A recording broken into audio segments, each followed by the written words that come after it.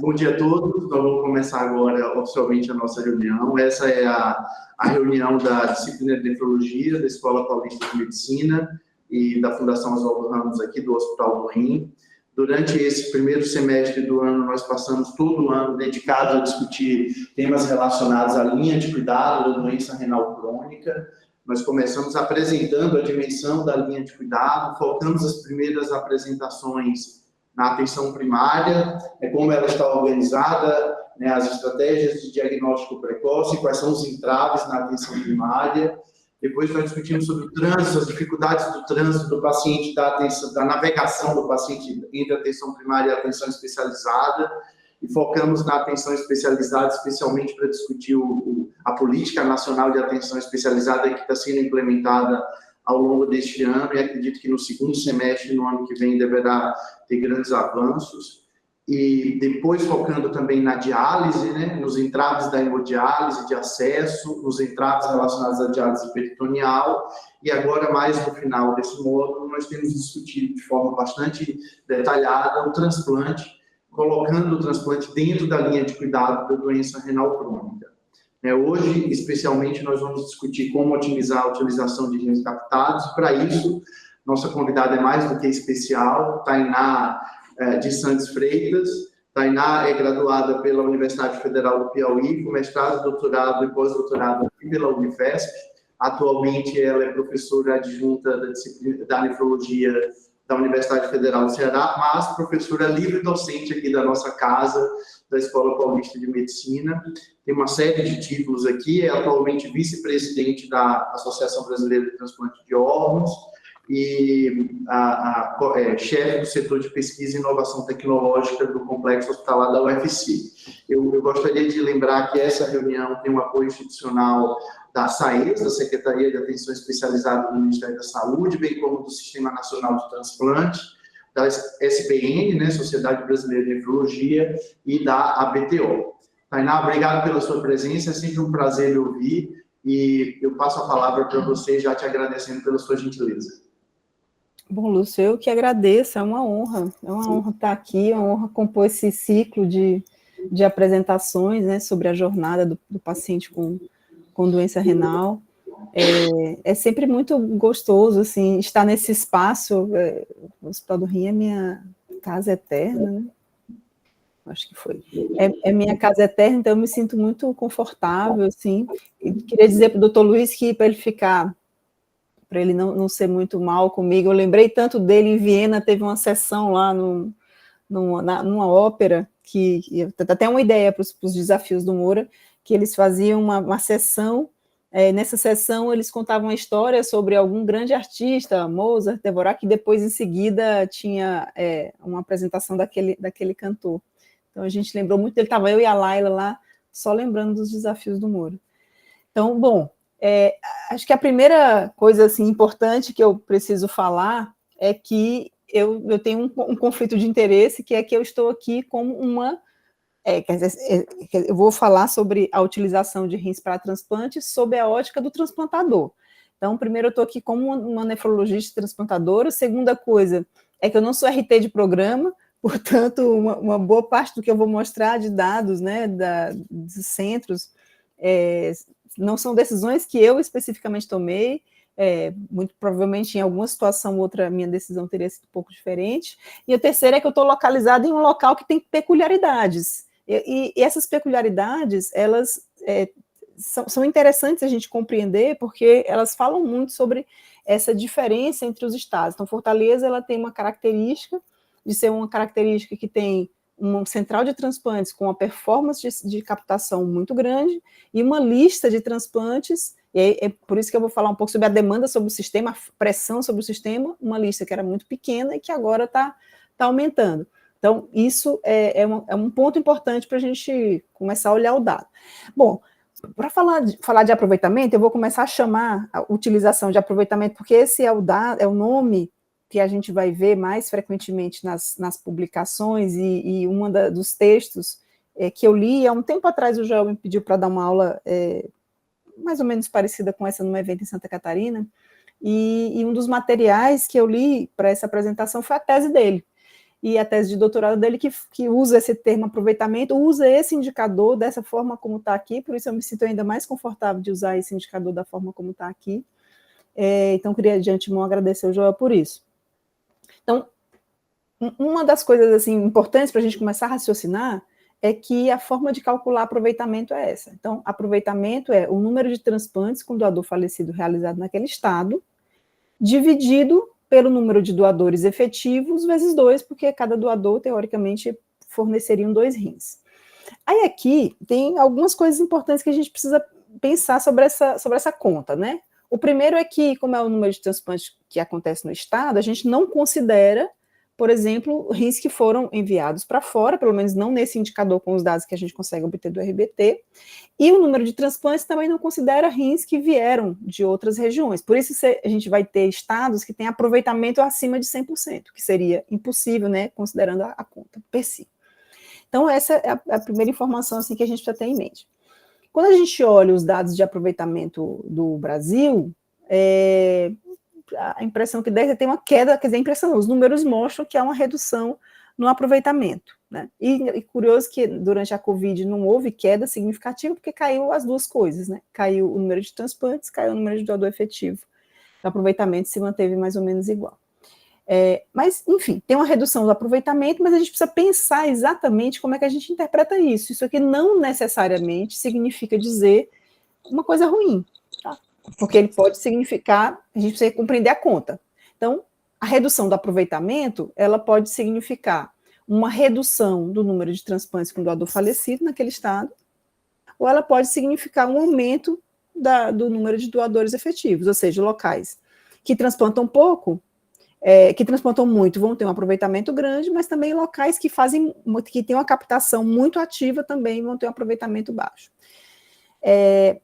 E aí tem só um outro aspecto importante aqui, é que a definição de doador efetivo, ela não é uniforme entre os estados. E tem um outro dado curioso, apesar de existir uma definição da OMS, eu conversei com várias centrais, assim, né, pessoas envolvidas com captação, e eu ouvi pelo menos umas 3 respostas diferentes sobre o que é doador efetivo. Eu não sei se isso, no final das contas, tem um impacto muito grande sobre os números, eu acho que depois o Joel, o Dr. Walter poderiam fazer um comentário sobre isso, mas eu vi pelo menos, assim, 3 definições. Tem local que considera doador efetivo quando a cirurgia de extração está iniciada, independente de ali sair algum órgão. Tem local que considera quando a cirurgia é iniciada, mas pelo menos um órgão é captado, independente dele ser transplantado. E tem locais que consideram quando pelo menos um órgão é transplantado. Algum órgão sólido, né? Não necessariamente o rim. Então, esse é um outro ponto, assim, que leva a uma discussão posterior, que é como a gente precisa solidificar os nossos indicadores, né, padronizar e todo mundo falar a mesma língua, né? Então, olhando essa distribuição aqui, né, transplantes com doador falecido e aproveitamento, foi isso que aconteceu aqui ao longo dos anos. Então, a gente teve um aumento no transplante com doador falecido, né, a despeito, né, da pandemia, e um aumento no número de doadores efetivos.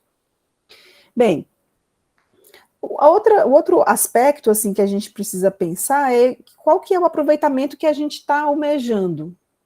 Quando a gente olha lá esse aproveitamento de 60%, a tendência natural é a gente imaginar que a gente precisa aumentar essa taxa, né, de aproveitamento. E a verdade é que não há um número ideal, óbvio, não há um número ideal definido pela literatura, né? O que a gente tem são várias publicações. A tese do Joel cita alguma dessas realidades. Essas publicações mostram uma taxa de aproveitamento ideal, seria alguma coisa em torno de 80%, 90%, mas a gente precisa ponderar que existem centros, ou seja, estados, né, não centros, existem estados que são muito exportadores, existem estados que são muito importadores, e tem estados que têm uma performance de captação muito elevada, que vai reduzir o aproveitamento sem necessariamente significar uma coisa ruim. Então, esse é um outro ponto que a gente precisa ter em mente quando analisa essa informação de aproveitamento. Quando a gente olha por estado, por exemplo, olha só, o Amazonas tem uma taxa de aproveitamento de quase 200%. Pernambuco tem uma taxa de aproveitamento, Pernambuco e Rio Grande do Sul, que ultrapassa 100% de aproveitamento. Ou seja, o que acontece nesses locais? Então, acontece nesses locais, como a gente conversou aqui no início da nossa conversa, são locais que transplantam muito órgãos que viajam de outros estados para essas regiões. E não necessariamente, né, os locais que mais aproveitam são os locais que mais transplantam. Então, os locais aqui são dados de 2024, os 5 estados que mais transplantaram em 2024 foram o Rio Grande do Sul, Paraná, Pernambuco, Santa Catarina e São Paulo. Isso não coincide exatamente com aqueles que mais aproveitaram seus órgãos, né? Quando a gente olha esses 5 estados aqui distribuídos na performance de aproveitamento, você tem ali Pernambuco e Rio Grande do Sul estando nessa linha, São Paulo mais ou menos no meio, mas, por exemplo, Santa Catarina tem um aproveitamento baixo e transplantou bem. Por outro lado, quando a gente olha aquilo que a gente falou, os estados que têm uma performance de captação muito grande não necessariamente têm um aproveitamento tão grande, seria o contrário. Então, aqui, entre os 5 estados que mais geram doadores efetivos, a Paraná, Santa Catarina, Ceará, o Ceará aqui nesse gráfico de baixo de aproveitamento, está aqui depois do Paraná, o Rio de Janeiro e São Paulo. Então, por que isso acontece? Por que a gente tem, então, regiões aqui que transplantam mais do que captam, né? Então, porque eles transplantam órgãos, são estados que têm uma vocação ou uma capacidade, talvez capacidade seja melhor do que vocação nesse momento, para transplantar órgãos oriundos de outras regiões. Tem uma política de aceitação diferente, isso envolve diversas variáveis, né, diversas características, inclusive a capacidade operacional dos centros que estão ali instalados, né, a natureza desses serviços de transplante que estão ali, o tamanho, né, a capacidade logística, mas a natureza mesmo desses centros. Então, você vê que Pernambuco, por exemplo, transplantou em 2024 354 rins, desses 354 rins, 202 eram de Pernambuco, o resto era de fora, o que significa que 43% dos rins transplantados eram de fora.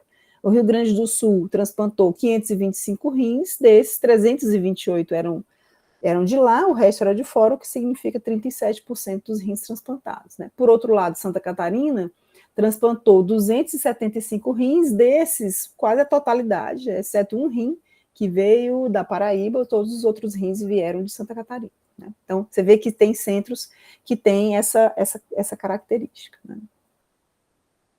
Pegando os dados do Ceará, e a Eliana, eu queria também agradecer, esse dado me foi fornecido pela Eliana. O Ceará é um estado interessante para olhar isso e a gente entender um pouco por que esses rins viajam, né? E qual é a importância, por exemplo, da força de pressão do número de pacientes em lista na performance de aproveitamento do estado. Então, aqui são dados de 2023, mostrando que daqueles rins, cento e alguns, eu não me lembro exatamente o número que a Eliana falou, de transplantes que foram captados no Ceará, metade deles ficou aqui, então metade foi transplantado aqui, quase metade foi para a oferta nacional. Ou seja, rins que não foram doadores efetivos, que não foram utilizados aqui, mas que foram para fora. Então, desses, 49% foram enviados para fora e 43% deles foram efetivamente transplantados. E os principais estados que recebem esses órgãos, como a gente viu lá naquele gráfico do RBT, são Pernambuco e Rio Grande do Sul, que são os estados que têm essa característica de receber bastante rim transplantado fora. Isso que é interessante, só pegando esse gancho, o Gustavo falou isso quando a gente estava discutindo inicialmente, que tanto o Rio Grande do Sul quanto Pernambuco já demonstraram em apresentações em congressos e eventos científicos que os resultados dos transplantes realizados com esses rins, que são dos rins que viajam, não diferem de transplantes com doador expandido que são realizados de qualquer outra forma, né? Bom, aqui, então, só esse dado, ele já levanta uma coisa importante, que é o fato de que quando a gente olha a performance de aproveitamento dos órgãos, ele deve evoluir um pouco mais para que a gente consiga avaliar de uma forma mais sistemática, né, o aproveitamento considerando, de fato, o que o órgão foi transplantado ou não, mesmo que tenha sido transplantado em outro estado. Então, quando a gente olha a performance de aproveitamento do Ceará, considerando os órgãos que foram exportados, aquela performance anterior, né, sobe para 72%, que já é alguma coisa bastante interessante. Então, o que influencia nisso e como é que a gente pode pensar em melhorar esse aproveitamento? E aqui, mais uma vez, vou mostrar dados sobre a ótica do transplantador, porque certamente uma forma de melhorar o aproveitamento seria eu ter bastante órgão para que fosse transplantado, aumentar bastante o número de transplantes, aumentando o número de doadores efetivos, né? É contraintuitivo na conta, mas se eu tiver um doador efetivo de uma qualidade boa e eles forem todos utilizados, eu vou ter um aproveitamento maior. E para isso, ou seja, para eu aumentar o número de doadores efetivos, entra em aspectos que eu não vou entrar aqui, já foram abordados, uma boa parte dessa linha já foi abordada aqui nesse curso, no Hospital do Rim, então eu precisava de uma boa identificação, né? Identificação ágil, tempestiva, uma notificação tempestiva do potencial doador, um diagnóstico adequado e rápido de morte cefálica, uma boa manutenção do doador, teve uma aula excelente do Glauco sobre isso, uma entrevista familiar eficaz, adequada, com acolhimento familiar, redução da recusa familiar, que não está se focada apenas na entrevista, mas a entrevista é um aspecto importante, mas uma coisa de educação mais global, ter uma cirurgia de extração realizada por uma equipe treinada, experiente, que gere um órgão que possa ser utilizado. Então, aspectos que já foram abordados aqui e que eu não vou entrar aqui nesse mérito. Existe uma outra forma também de, esgotadas essas possibilidades, eu aumentar o número de doadores efetivos, que seria expandindo um dos itens que tem, se a gente olha lá o RBT, você vê lá, tantos tiveram parada cardíaca, tantos não foram transplantados por recusa familiar, mas uma parte não é transplantado porque há contraindicações, são as contraindicações atuais da legislação. Um é o doador HCV, que não é contraindicado em todos os estados do país, mas que poucos estados fazem esse tipo de transplante. O outro é o doador HIV, que está um assunto um pouco assim na moda, né, que tem sido bastante discutido, isso especialmente em congresso, especialmente em congresso americano, e o doador com coração parado, que é bastante realizado em alguns países, na Europa eles têm assim, muita experiência em fazer isso, mas acho que no contexto do Brasil, e a gente pode discutir isso depois, eu não sei se a Patrícia vai estar aí, a gente pode discutir sobre isso, o que eu me fico pensando, assim, nesse momento, é qual que é a magnitude do ganho com o investimento de recurso e de energia para fazer transplante com doador HCV, com doador HIV, ou doador com coração parado, o quanto que a gente efetivamente vai ganhar de transplante anualmente. Eu não tenho esse número, eu não tenho essa informação. Teve um ano que eu perguntei até essa informação para a Eliana aqui no Ceará, quantos doadores HIV tinham tido naquele ano, e era alguma coisa em torno de 10 a 15 doadores HIV em um ano. Então, quanto que esses doadores efetivamente, ele é um doador HIV, mas ele seria utilizado, é um doador HIV hipertenso, diabético, que no final das contas... Então, eu não sei se no final das contas desses 15, o quanto efetivamente virariam doadores efetivos, né? Então, e o quanto que a gente deve gastar assim, energia nisso. Isso, de fato, é mais uma pergunta e uma provocação que eu fico imaginando que a gente tem bastante, assim, coisa que pode ser melhorada na identificação e na notificação, diagnóstico não vejo muito problema, mas na manutenção do doador, em diminuir recusa familiar, em treinar as equipes para fazer uma extração adequada. Então, me parece assim que o ganho de doadores seria muito maior gastando energia nas etapas anteriores. Muito bem. Aqui, esse é outro aspecto importante, é que não está na conta, número de pacientes em lista, não está na conta de aproveitamento. Né? Aproveitamento é transplantes com doadores efetivos.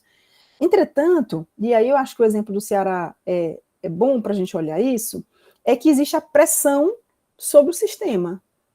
Então, não só tem a pressão sobre o sistema, e tem um outro aspecto importante, assim, aqui, quando eu cheguei no Ceará há 10 anos, o percentual de transplantes com doador de critério expandido era abaixo de 5%.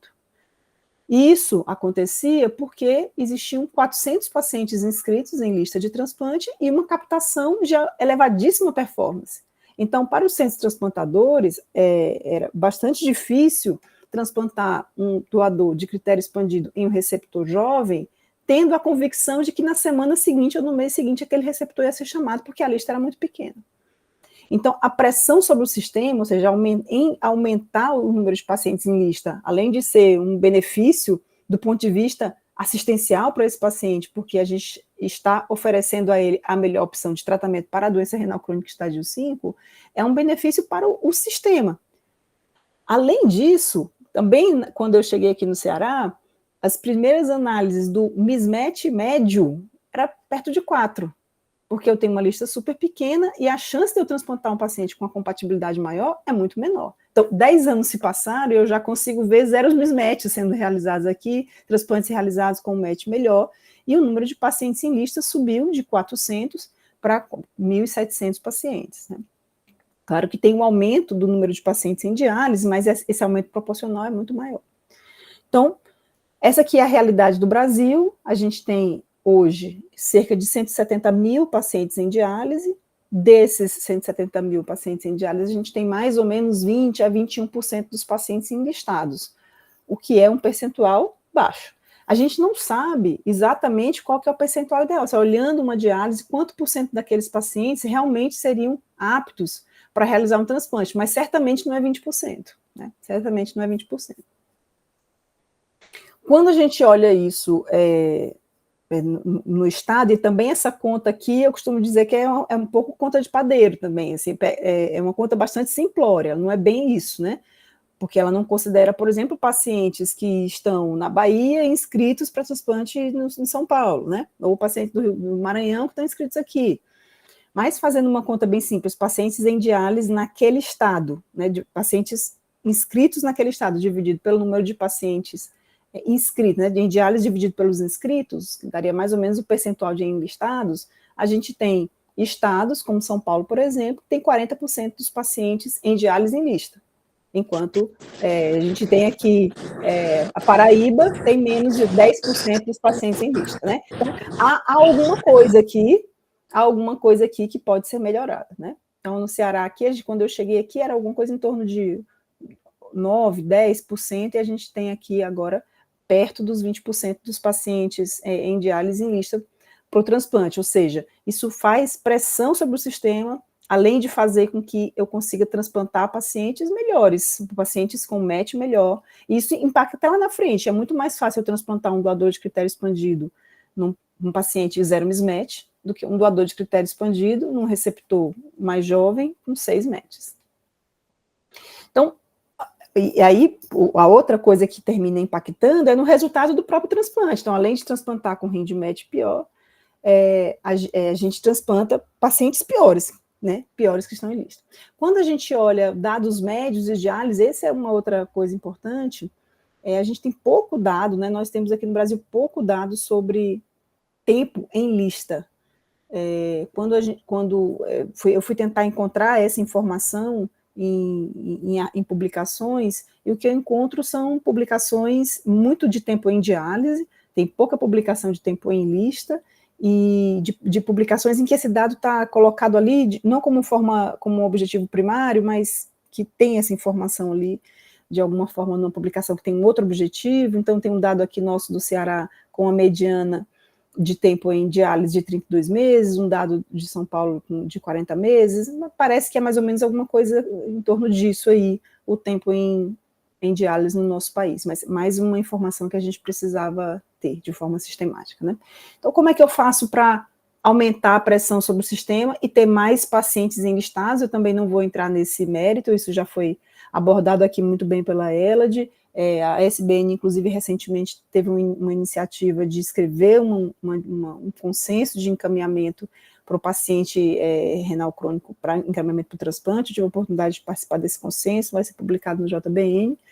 Então, existe uma série de coisas aqui para facilitar o acesso do paciente à lista, né? Muito bem. E, por fim, a última etapa seria aceitar os órgãos que são ofertados, transplantando mais aqueles órgãos, né? Então, aqui, de novo, o número de transplantes com doadores falecidos ao longo do tempo, ele tem aumentado, e mesmo com o impacto negativo da pandemia, o programa de transplantes conseguiu se recuperar, o impacto sobre o número de transplantes houve, óbvio, mas o Programa Brasileiro de Transplantes se saiu de uma forma bastante exitosa, assim, do que aconteceu, e esse número tem caído. É certo que a perspectiva de crescimento era maior, mas continuamos transplantando mais, né? O que acontece é que a gente continua transplantando mais ou menos metade do que a gente precisava, considerando a demanda estimada de pacientes. Então, enquanto no ano passado nós transplantamos 6.300 pacientes, a demanda era de pelo menos 12.000, ou seja, metade, a gente transplanta mais ou menos metade do que a gente precisa, já há bastante oportunidade de melhoria. E por que os centros recusam esses órgãos, né? Aqui são dados do Ceará, e eu imagino que esses dados não sejam diferentes do dado da maior parte dos estados que tem um percentual menor de aceitação daqueles órgãos, né? Então, questões relativas à manutenção, ou um paciente que estava numa infecção e foi considerado descontrolado, eu também não vou entrar nesse mérito aqui, a gente poderia fazer só uma aula sobre infecção, sobre infecção por germes multiresistentes, ou infecção no doador, mas se a gente junta aqui, biópsia com doador de critério expandido e creatinina, ou seja, que tudo que quer dizer a mesma coisa, que é a qualidade do doador, mais da metade dos órgãos foram descartados porque os doadores foram considerados de qualidade inferior do ponto de vista estrutural, ou seja, foram considerados doadores de critérios expandidos. E aí, mais uma vez, baseado em informações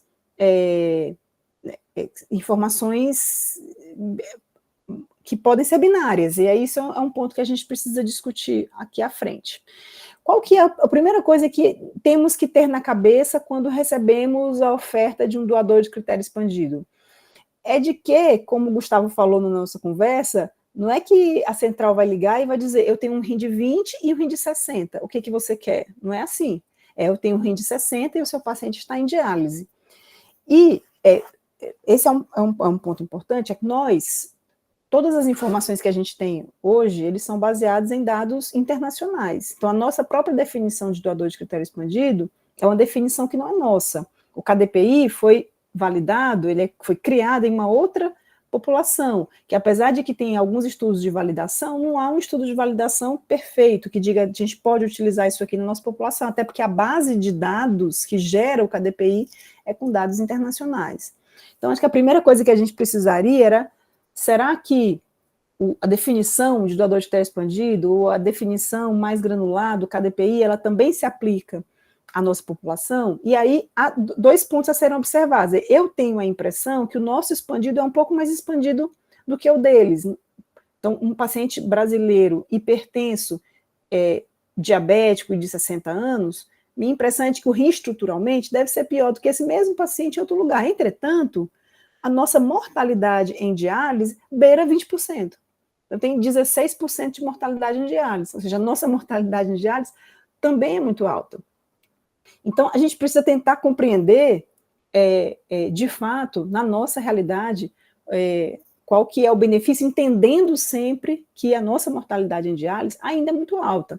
E aí, aqui são dados americanos, né, que mostrando aquele gráfico clássico de Wolff, mostrando o benefício do transplante, só que dividido por KDPIs. Então, o que esse gráfico quer dizer? Que quando o paciente transplanta, ele tem um risco acumulado de morrer, que é em torno de 2 vezes maior do que o risco de permanecer em diálise, que é essa linha em vermelho, e ao longo do tempo, ao longo dos dias, né, das semanas, esse risco vai progressivamente reduzindo até o momento em que essas linhas se cruzam, e a partir desse momento, transplantar oferece a esse paciente um risco de morrer menor. Então, isso acontece mesmo nos transplantes com doadores expandidos e mesmo com KDPIs maiores. É certo que quanto maior o KDPI, mais essa curva é deslocada para a direita, fazendo com que demore um pouco mais de tempo até esse benefício ser observado, mas ainda assim, mesmo rins com KDPIs acima de 90, o benefício é maior do que o de permanecer em diálise. Então, essa é a informação, é a evidência que a gente tem, é de que transplantar rim de doador de critério expandido ainda é melhor do que deixar esse paciente em diálise. Para quem que a gente vai dar esse rim? Aí isso a gente não sabe muito bem. As evidências americanas indicam que esses rins beneficiam pacientes que têm uma elevada mortalidade em lista, ou seja, pacientes mais velhos, pacientes com tempo em lista prolongado, pacientes hipertensos, pacientes diabéticos. E eles conseguiram transformar isso em um modelo preditivo. Então, o que é esse modelo preditivo? Eles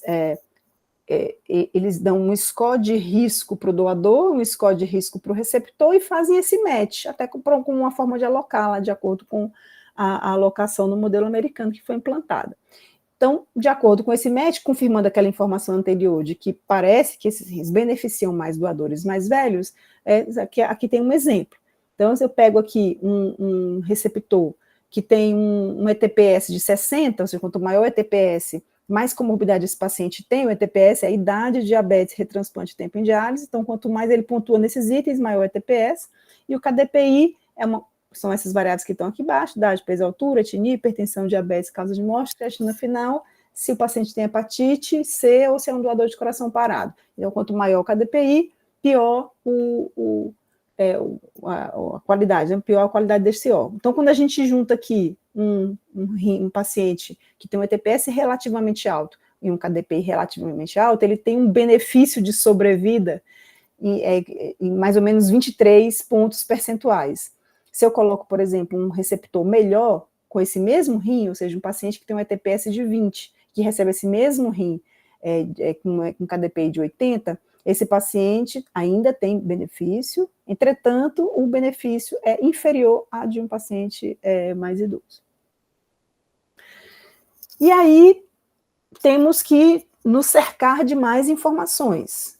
Então, a gente discutiu que chamar o rim de doador de critério expandido de uma forma binária parece ser uma simplificação e que reduz esse paciente a uma classificação e que, eventualmente, isso não é ideal. Uma outra forma seria transformar isso de uma forma um pouco mais granular, em mais tons de cinza, que é dando a ele essa informação do KDPI, que junta mais informação.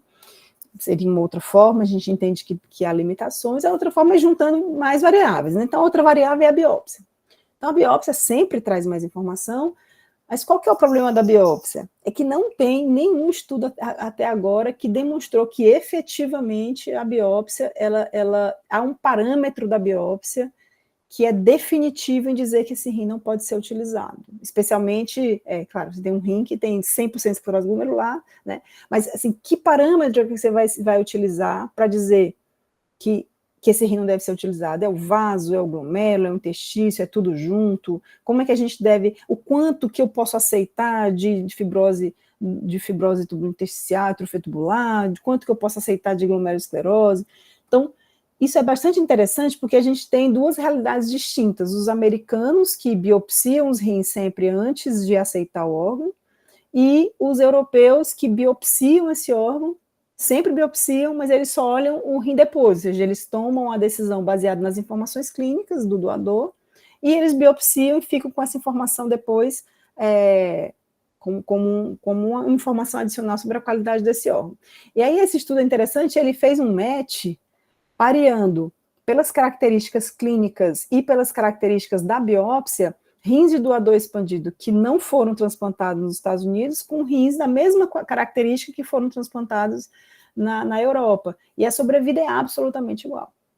Absolutamente igual. Demonstrando que é muito provável que a gente superutiliza o dado da biópsia para tomar decisão sobre aceitar, né, ou descartar um órgão.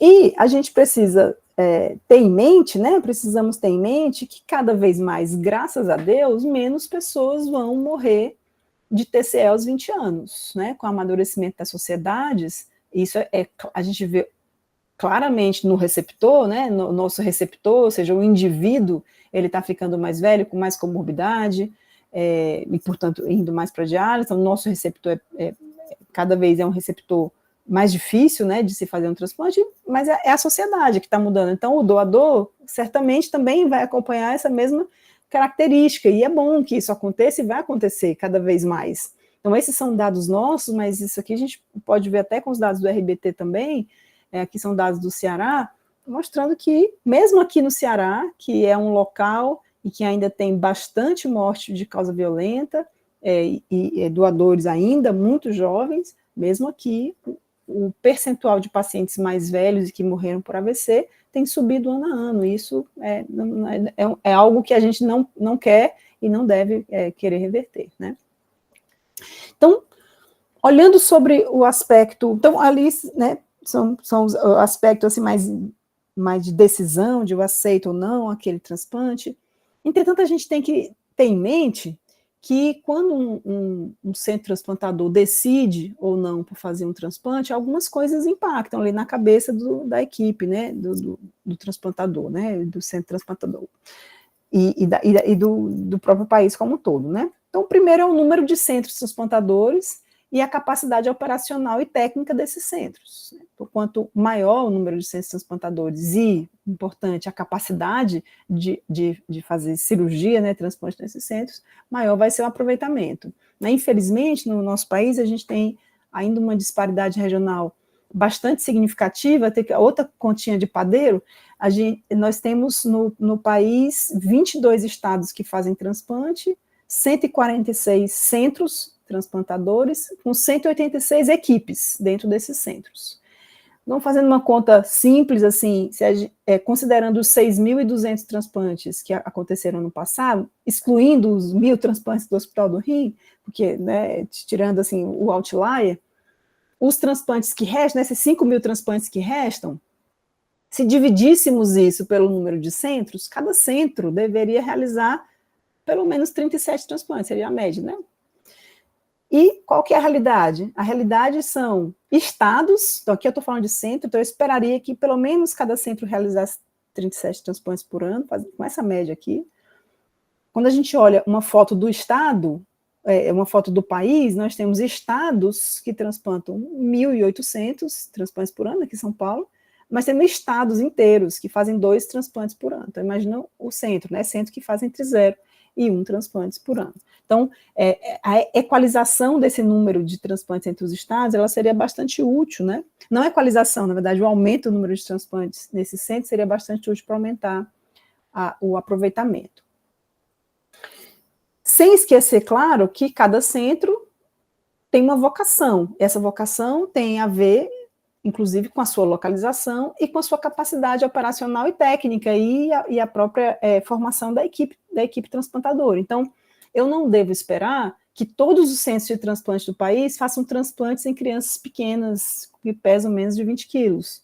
Eu não devo esperar que todos os centros do país façam transplantes com doador ABO incompatível. Então, existe uma vocação que deve ser entendida dentro desse contexto e respeitada, e até mapeada, né? Quer dizer, ao invés do tratamento fora de domicílio, se dedicar a transportar pacientes para realizar transplantes triviais, os transplantes triviais poderiam ser realizados dentro dos seus próprios estados, e o tratamento fora de domicílio e todo o recurso que envolve isso, se dedicar a transportar, né, fazer viajar pacientes de transplantes complexos. Um outro aspecto a ser considerado, e até agora, assim, nesse momento, isso não é uma coisa muito importante no nosso país, porque ainda não temos métricas que impactem na nossa remuneração, vai começar a valer, mas nos Estados Unidos isso já acontece de uma forma bastante forte, que é o impacto dos indicadores de performance na sobrevida do centro. Então, se os indicadores de performance, eles forem importantes para que os centros sejam remunerados, é intuitivo imaginar que os centros vão querer performar melhor. E aí, o que é performar melhor de acordo com os indicadores de performance, né, que atualmente estão vigentes? O número de transplantes, aí ok, quanto mais transplantes, melhor, mas a sobrevida em 30 dias e 1 ano. Então, é certo que quanto você realiza transplantes mais complexos, menor vai ser a sobrevida em 30 dias e 1 ano. Quanto mais você transplanta rins mais difíceis, rins de doadores mais expandidos, em receptores mais complexos, menor vai ser a sobrevida, e isso vai impactar nos seus indicadores de performance. Então, de forma que esse indicador de performance deveria, talvez, evoluir para um indicador que fosse ajustado pela complexidade do transplante, né? Então, aqui algumas reflexões sobre como a gente pode avançar nesse cenário, né, aumentando o aproveitamento desses órgãos. O primeiro seria ter mais dados nossos, né? Mais dados nossos e mais modelos preditivos nossos. A maior parte das decisões que a gente toma são baseadas em dados internacionais. Então, a gente tem muito dado americano que fala disso, esse dado que a gente conversou agora, né, que o doutor Hélio falou no começo da apresentação, que foi apresentado no ERA, também, né, são dados europeus. Então, a gente precisa de dados nossos, para a gente conseguir compreender, de fato, o benefício de transplantar rins de doadores expandidos, como é que a gente vai parametrizar o que é aproveitamento, qual que é o aproveitamento mínimo de cada estado, enfim. Melhorar a informação e a comunicação entre as centrais, isso é um outro dado importante. A forma de comunicação entre as centrais e as equipes de transplante também é bastante diversa, né, entre os estados, entre os locais. Tem local que usa telefone, outros usam grupo de WhatsApp, e-mail, enfim. Mas a informação ela é bastante heterogênea, e quanto mais informação sobre aquele doador a equipe receber, mais fácil é tomar decisão, né, e minimizar os descartes. A outra coisa é que, como falamos, o rim que mais viaja são os rins que menos deviam viajar, né? Menos deviam... viajar até ok, são os rins que menos deviam ficar pingando, né, tentando ser transplantados, que são os rins de critérios expandidos, ou seja, são rins que já são estruturalmente comprometidos e que ainda vão ser transplantados com um tempo de isquemia fria pior. Então, pensar num modelo de alocação específica para esses doadores, muito provavelmente iria encurtar a logística, melhorar a logística e encurtar o tempo de isquemia fria, né, favorecendo os resultados desse transplante. Uma outra coisa interessante que tem sido bastante discutido é como a gente poderia utilizar a tecnologia para melhorar o aproveitamento desses órgãos, né? Seria, antes até de começar a usar tecnologia, seria melhorando a manutenção desse doador. Então, é certo que um doador de 70 anos que faleceu de um AVC é um órgão, outro é esse mesmo órgão que parou, está em uso de droga vasoativa em dose alta, que chega com sódio de 180, está poliúrico, enfim, um doador mal mantido. Esse doador já tem várias informações, que foi dado do doutorado, inclusive, de uma aluna, mostrando que doador mal mantido vai se associar a maior incidência de DGF, tempo em DGF, e isso está associado a pior desfecho, né? E, inclusive, primary non-function. Então, melhorar a manutenção certamente é primordial. Mas existem tecnologias que eventualmente podem auxiliar nesse processo, né? Não só no processo de transferência do órgão de um local para o outro, mas melhorando mesmo parâmetros de perfusão. Esse é um dado, é um estudo que foi liderado pelo Dr. Hélio, que ele é interessante porque ele é um modelo matemático, é uma análise farmacoeconômica que é uma especulação, matemática, mas que ele mostra, aqui qual que é a ideia? Manter rins perfundidos em perfusão estática versus perfundir rins de doador de critério expandido em perfusão dinâmica, em máquina de perfusão, e o quanto isso poderia melhorar a transplantabilidade daquele órgão, ou seja, o quanto mais aqueles órgãos poderiam ser transplantados. Isso aqui não é um estudo clínico, né, é um estudo de farmacoeconomia em um modelo matemático, mas o que esse estudo mostrou? Que usar a máquina de perfusão poderia aumentar o número de pacientes, aumentaria em 5 anos, né, daria mais 120 pacientes vivos, mais 1.100 transplantes realizados e menos 815 pacientes em diálise. É claro que isso teria um custo incremental, o custo incremental em 5 anos é em torno de 4,5 mil dólares, quer dizer, 1 milhão, né, de dólares. Há um custo incremental, entretanto, esse custo incremental ele foi considerado por esse indicador, por essa variável, né, que é o ICER, que é o custo incremental, para aquela variável. Então, aqui seria o custo incremental por paciente vivo, o custo incremental por transplante realizado, o custo incremental por paciente retirado de diálise. Então, aqui é em dólar, mas de acordo com os parâmetros utilizados em farmacoeconomia e estudos farmacoeconômicos brasileiros, se considera custo efetivo se o custo incremental adicional for de até 3 PIBs per capita. Então, a utilização dessa tecnologia foi considerada custo efetivo dentro dessa perspectiva, né? Considerando todas as variáveis que envolvem, que a análise dentro da perspectiva do SUS, né, envolvem várias questões. Então, é uma coisa para a gente ponderar. Será que a máquina de perfusão poderia ajudar a descartar menos esses órgãos, né? Muito bem. Por fim, o financiamento adequado à complexidade, como a gente já conversou, né? Então, assim, minha impressão é de que os indicadores de performance, eles deveriam estar ajustados a essa complexidade do transplante, e, portanto, o financiamento deveria estar linkado, né, a essa complexidade. Isso facilitaria a sobrevida dos centros, e lidar com a aversão ao risco. Isso é uma coisa um pouco mais psicológica, né? Mas que a gente tem que entender que nós, como seres humanos, esse estudo é muito interessante, ele fala sobre isso, ele traz para a realidade do transplante um viés cognitivo que temos e que é muito fácil de entender no contexto da economia. Então, nós temos uma população que investe predominantemente em poupança, com os dados claramente mostrando que é o pior investimento que tem, mas que o risco é muito baixo.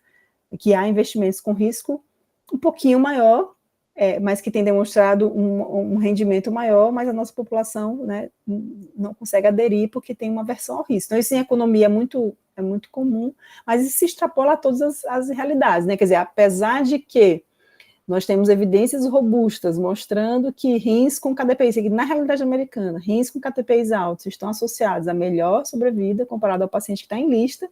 56% dos rins com KDPI altos são descartados nos Estados Unidos. E isso também tem um pouco do peso desse viés cognitivo que mostra que o ser humano ele tem uma tendência de dar um peso maior à potencial perda do que ao potencial ganho, né? Então, essa é outra coisa que a gente tem que todo dia, assim, quando decide por aceitar ou recusar um órgão, pensar o quanto que a gente está sendo influenciado por um viés, por esse viés cognitivo, né? Sempre tendo em mente que, na verdade, a principal complicação de um paciente é não ser transplantado, né? Então, era isso, eu queria agradecer a oportunidade e me pôr à disposição.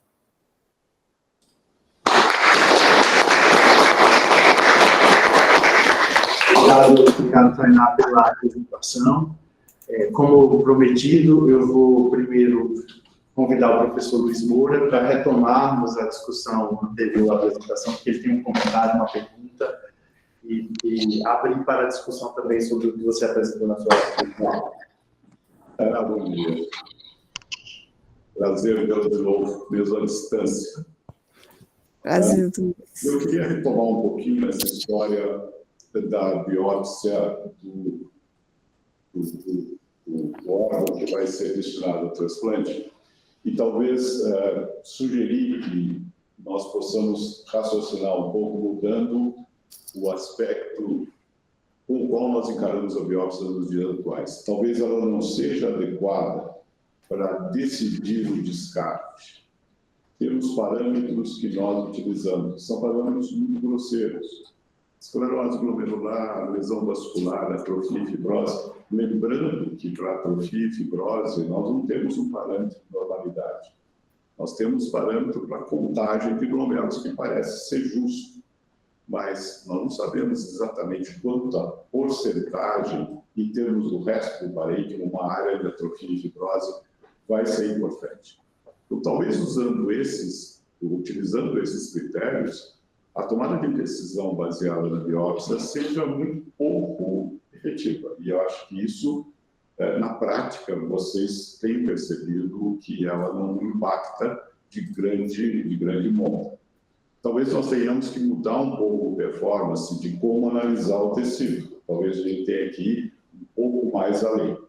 O problema é que explorar função a partir da forma sempre é muito complicado. A função sempre altera antes da alteração morfológica e, portanto, os critérios morfológicos são muito tardios. Demora-se muito tempo para ver uma alteração estrutural quando a função já foi alterada lá atrás e de grande intensidade. Talvez a gente tenha que repensar um pouco esses critérios. Mas eles têm que ser repensados se nós colocarmos a biópsia como centro da tomada de decisão, ou pelo menos ao lado de elementos importantes, que isso seja rápido. Ou seja, qualquer teste mais funcional que a gente vá aplicar nestas biópsias, ela tem que ser rápida na resposta. Não pode esperar muito mais tempo. Então, talvez o papel da biópsia seja mais deslocado por contar a história prévia deste rim e, com isso, dar elementos do segmento do que tomada de decisão propriamente dita. Eu queria que você comentasse um pouco sobre isso. Perfeito, perfeito. É o que os europeus fazem, né? Os europeus fazem, eventualmente, até...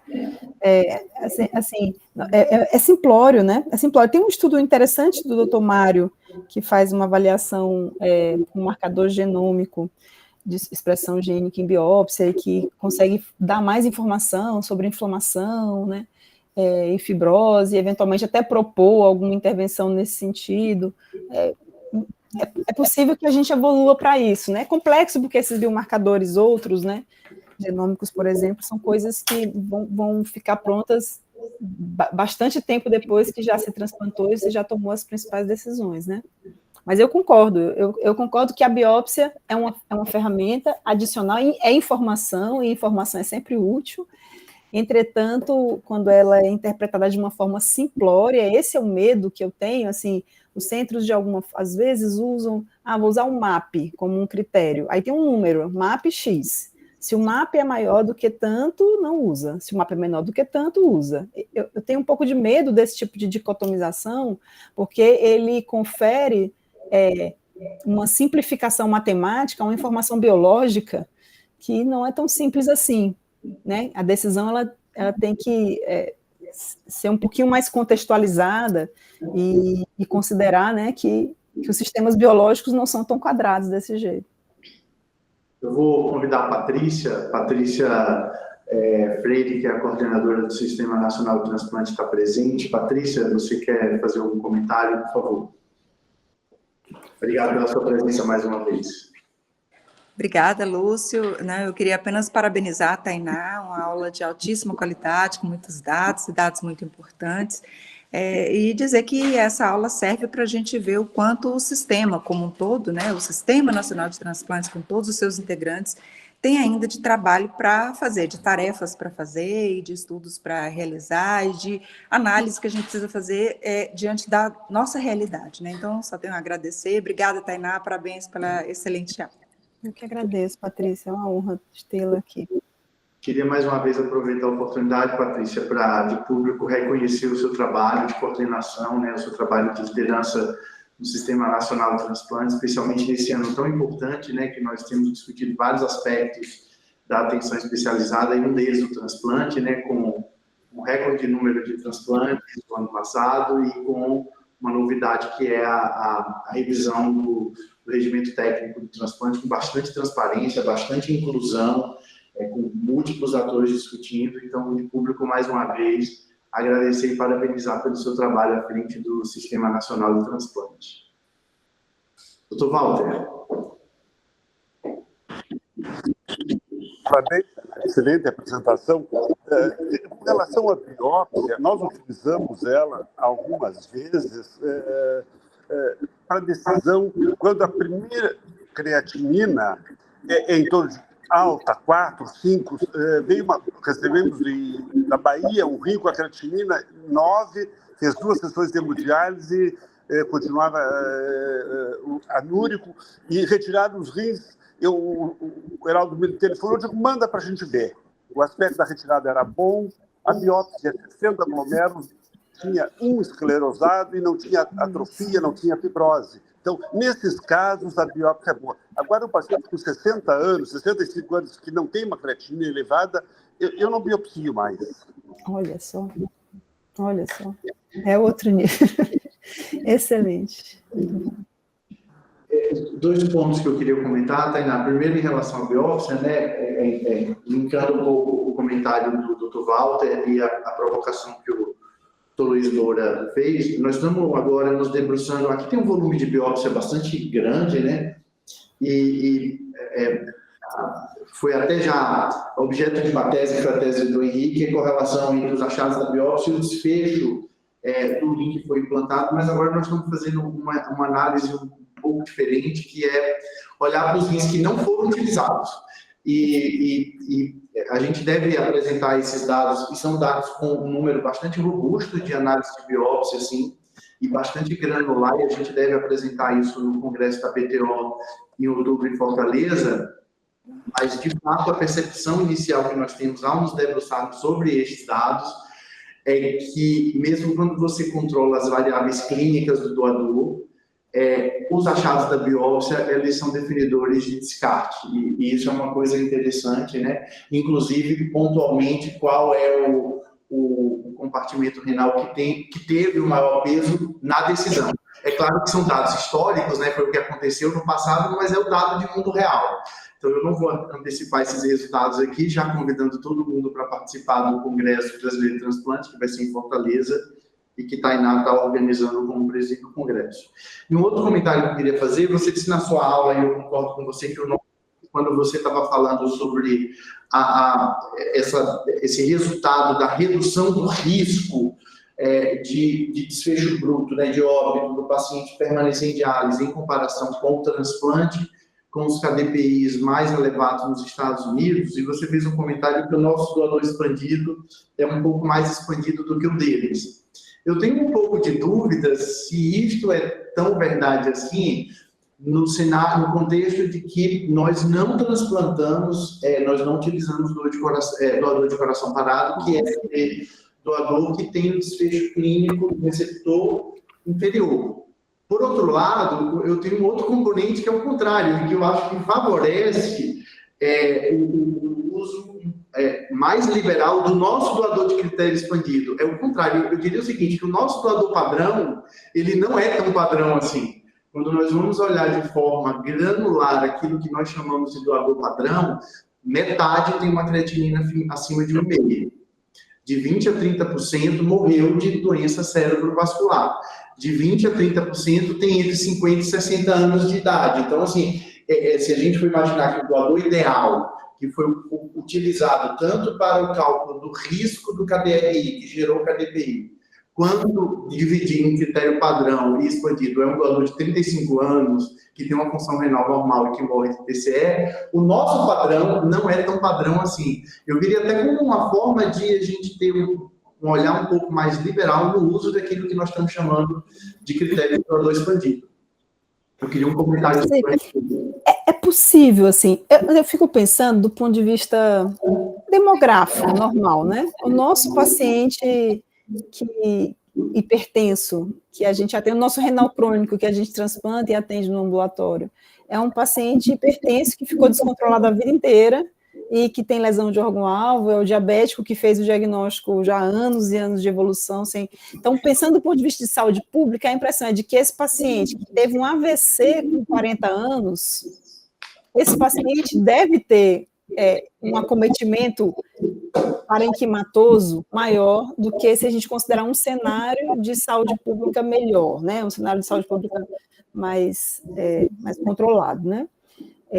Então, eu não sei, essa é uma percepção. Eu penso um pouco isso quando a gente vê a taxa de DGF é sempre muito maior aqui do que quando o que a gente esperaria para aquele doador com aquelas características. É certo que aí há uma outra variável que não está na conta, que são coisas que são pouco mensuráveis, que são variáveis em relação à manutenção do doador. E aí a gente não faz coração parado aqui, mas é como se fizesse, né? É como se fizesse, porque esses pacientes estão lá em uma manutenção, em isquemia quente, com o coração parado muitas vezes, né? E PCR reanimada lá nas UTIs. Então, tem as duas coisas. É por isso que eu acho que o dado nacional, ele adicionaria uma informação. Eu tenho curiosidade de saber se o doador de critério expandido no Brasil seria acima de 50 anos, com duas variáveis, hipertensão, creatina final maior que 1,5, ou acima de 60 anos sem nenhuma dessas variáveis. A minha impressão é de que talvez seja um pouquinho menos, mas é uma percepção, não saberei te dizer. O que me parece ser bastante convincente é que o nosso doador ele tem sempre um componentezinho de coração parado por variáveis que a gente não está mensurando objetivamente, né? Antes de encerrarmos, Tainá, e de passar a última palavra a você, só apresentar a próxima reunião, né? Nas próximas 5 semanas, antes do encerramento desse semestre dedicado à linha de cuidado integral de doença renal crônica, vai ser no dia 29 de julho, nós vamos dedicar 5 próximas semanas a focar um pouco os dados, a discutir os dados em cada região, para entender um pouco melhor as disparidades geográficas, os entraves e quais são as perspectivas de melhora.